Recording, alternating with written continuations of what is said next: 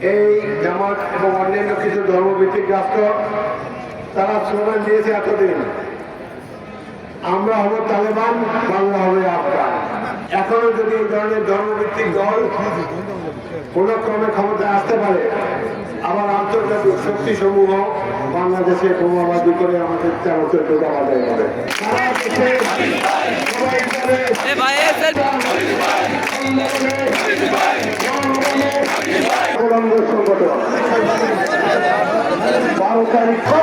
মাধ্যমে অভিনন্দন জানাচ্ছি।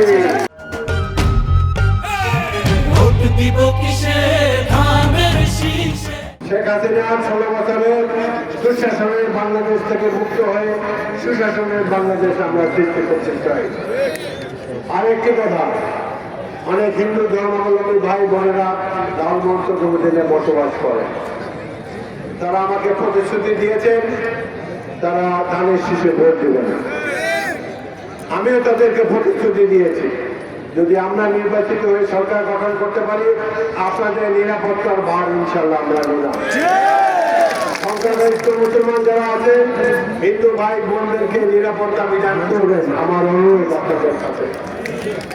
ভারতের মুসলমানদের উপর অনেক অত্যাচার অধিকার হয়, আমরা তাদেরকে অনুসরণ করব।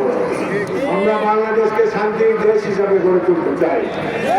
এখানে হিন্দু মুসলমান বৌদ্ধ খ্রিস্টান ধর্ম বর্ণ নির্বিশেষে আমরা একটা সুখী সমৃদ্ধ বাংলাদেশ গড়ে তুলতে চাই। এই জামাত এবং অন্যান্য কিছু ধর্মভিত্তিক রাষ্ট্র তারা স্লোগান দিয়েছে এতদিন, আমরা হব তালেবান, বাংলা হবে আফগান। আমরা হব তালেবান, বাংলা হবে আফগান। আফগানিস্তান একটা মুসলিম রাষ্ট্র, তারা জঙ্গি গ্রুপ গঠন করেছে। তারা গিয়ে আমেরিকাতে 2001 সালে টুইন টাওয়ারে বোমা মেরেছে, যার ফলে এই তালেবানদের উপরে, মুসলমান জঙ্গিদের উপরে আমেরিকা ইংল্যান্ড পরাশক্তিগুলো খেপে গিয়েছে। তারা দুটি মুসলিম রাষ্ট্রকে ধ্বংস করে দিয়েছে প্রতিশোধ নেওয়ার জন্য। একটা হলো লিবিয়া, মুয়াম্মার গাদ্দাফির নেতৃত্বে ছিল। অপর রাষ্ট্র, চমৎকার একটা উন্নত রাষ্ট্র ছিল ইরাক, সাদ্দাম হোসেনের নেতৃত্বে। এই দুটো রাষ্ট্রকে বোমা মেরে তারা ধ্বংস করে দিয়েছে, কারণ এই তালেবানি ভয় তাদের মধ্যে ঢুকেছে।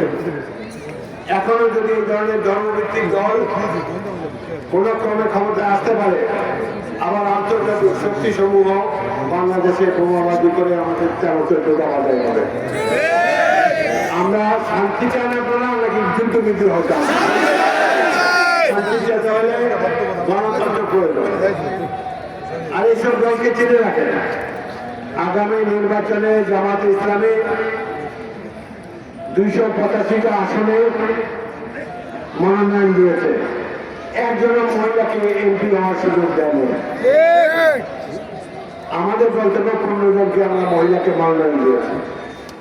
জামাতে ইসলামীর গঠনতন্ত্রে লেখা আছে কোন মহিলা তাদের সভাপতি হতে পারবে না। আমাদের সভাপতি তো মহিলা ছিল, যেমন খালেদা জিয়া 25 বছর ছিল। আমরা মানুষকে তার যোগ্যতা দিয়ে বিচার করি, পুরুষ না মহিলা এটা দেখি না। সুতরাং এই ধরনের অযোগ্য, কোন ধরনের অভিজ্ঞতা বিহীন এইসব লোকের ফাঁকা কথা বলবেন না যে বেহেশতে পাঠাই দেবে আপনাদেরকে। বেহেশতে এখানে ধর্মকর্ম করেন, আল্লাহ রাসূল যেভাবে চলেছে সেভাবে চলেন, কোরআন হাদিসের কথা মান্য করেন, ইনশাআল্লাহ আমরা সবাই বেহেশতে যাবো। জামাত ইসলামের কাছ থেকে ইসলাম শিখতে হবে না।